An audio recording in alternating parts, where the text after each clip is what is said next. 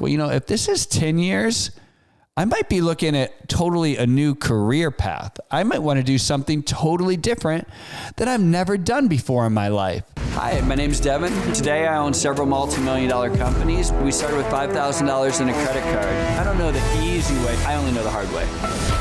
Hey, welcome everyone to the Whiteboard Entrepreneur Podcast, where I give straightforward advice for the entrepreneur in all of us. I'm Devon Dickinson.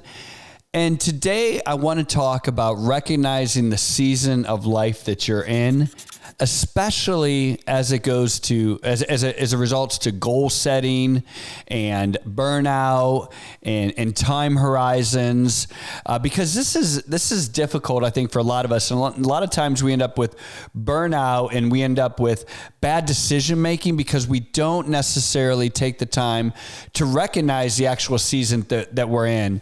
And this week I had an opportunity to have coffee with someone. They called me up and said, "Hey D, I'm going through some professional decision making, and I'd love to sit down and just kind of pick your brain." So as always, we met with the whiteboard and we got out the markers and we started writing up the pros and cons of the decisions of this life and the crossroads that they're at. And as we kind of rolled through the decision making, we realized that she had been in a career for, around 10 years and was kind of at a crossroads and definitely at burnout. And she was talking about, different options. And so we really took the time to just kind of slow down and talk about each of those options. And as we kind of broke each one of them down, we decided one of them was kind of, hey, there's an opportunity for like a new career here.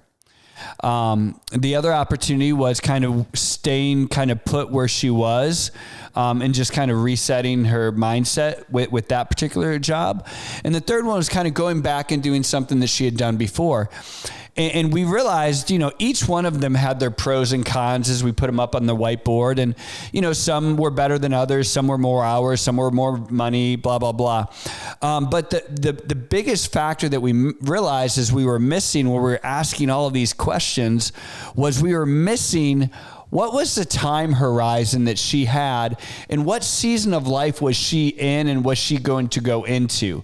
Because I think part of the reason why she had burnout was because, number one, she'd kind of been there, done that, and kind of done her 10 years and kind of had went through a season, and she was embarking in this next season of her life, not only professionally, but also with her family. And so there was this kind of like a reset of mindsets, expectations, goals.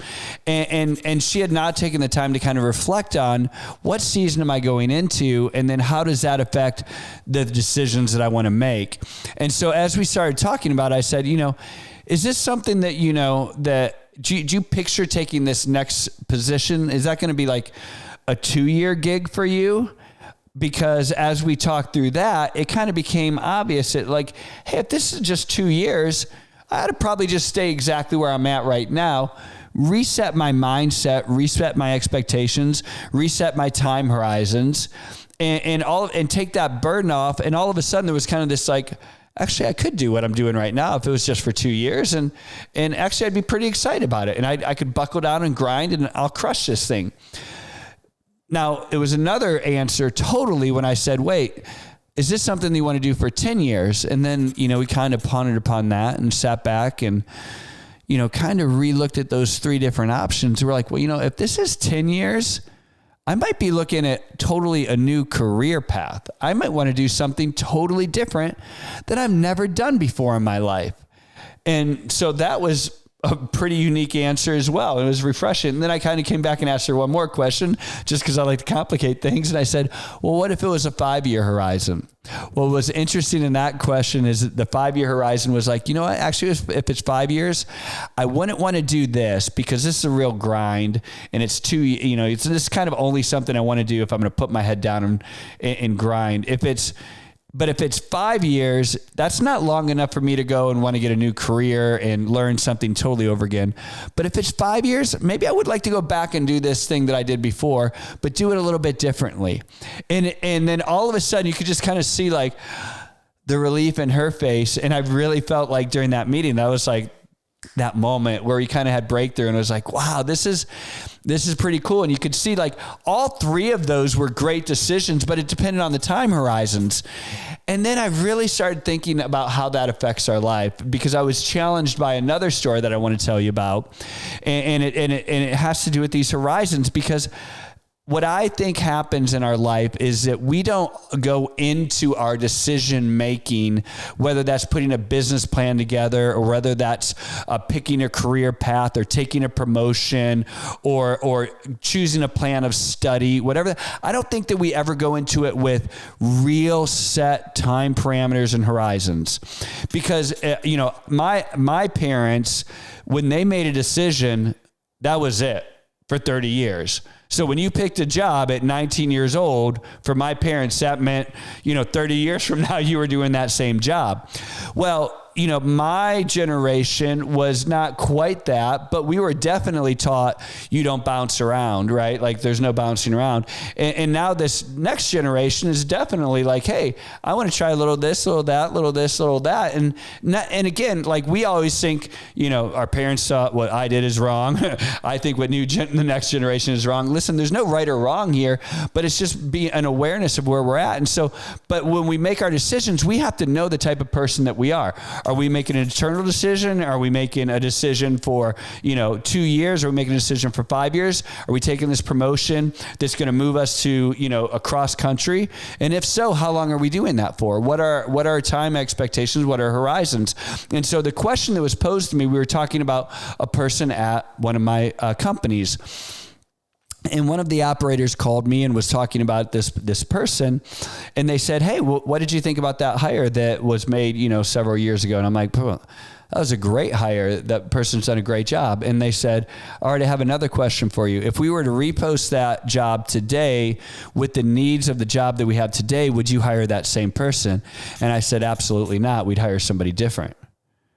So let that sink in. So not only are you as an individual having to make these decisions, but companies have to make these decisions too, because just because you made a good decision on a hire or a business idea, proposal or whatever it was, and you made that decision, call it, 5 years ago, that might have been a terrific decision 5 years ago, but it doesn't mean it is now. And so then what happens is you end up with friction in your company, just like my friend is ending up with, kind of this burnout position that she's got in her position. And so we have to understand that, listen, there's different seasons that people are going to go through. There's different seasons that your business is going to go through. There's different needs, and things change and they flow and they ebb. And if you don't recognize when those seasons are changing and you don't establish seasons, then you end up in burnout, right? So if you kind of in the back of your head, you're like, oh, you know what? I want to take this position. I don't love the position, but I see it as a means to an end, because then I'm going to be able to take this other job and it's going to be, back where I grew up and I'll be closer to family. But you take a position out of state and, you thought it was going to be a 3-year gig and now you're there 8 years. Well, you want to talk about burnout and frustration. You might not be burned out with what you do, but you're burned out with that you haven't met the time horizons that you need to make. And so what you need to do is either go back and recognize, hey, this isn't what I thought. Things don't always work out. Can I reset my expectations, or do I need to reset where I'm at and where I'm going? And so these are the hard decisions of our life. And the cool part of this story was I told my friend before I met with her, I said, listen, I'm not going to give you any advice at the end. I'm just going to help you think this through. And so if you're waiting in this podcast to wait to the very end because Devon's going to tell you what to do, Devon's going to say, hey, you need to quit, or Devon's going to say, hey, you need to reset your expectations, or Devon's going to tell you, hey, you need to get a new business plan. I'm not going to do that. All I'm going to do is challenge your thinking for you to think about the season of life that you're in, how long you've been in that season, have you met those expectations, and do you need to reset? Is this now a resetting moment of your life in seasons and or expectations? If we don't do that, that's when burnout happens. That's when frustration happens. That's when unnecessary friction happens. So listen, very challenging subject. There's a lot of ethereal, Yoda type, discussions going on here. But I hope this helps, and I hope it challenges you to have those hard conversations, not only with you, but with your partner and those that are close in your life, your spouse, whomever. Have these challenging conversations. Don't make a rash decision, but also don't be afraid to take this one head on. Hope that helps. Take a quick moment and hit that subscribe button for more content.